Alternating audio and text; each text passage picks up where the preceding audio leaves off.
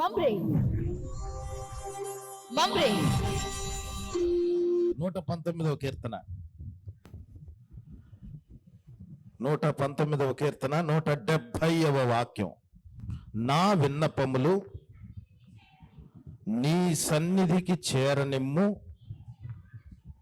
నీవిచ్చిన మాట చొప్పున నన్ను విడిపింపుము.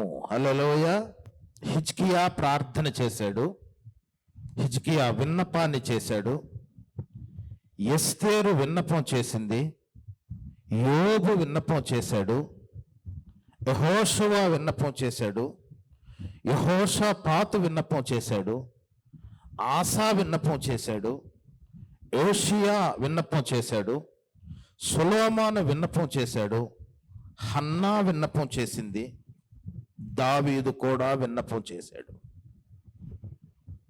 వీరందరి విన్నపాలను దేవుడు తన సన్నిధికి చేరనిచ్చాడట.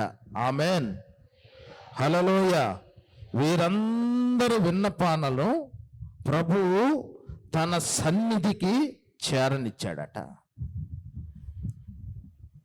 హిజ్కియా ప్రార్థన చేశాడు, అయ్యా దేశం మీదకు యుద్ధం వస్తుంది, దేశాన్ని కాపాడు.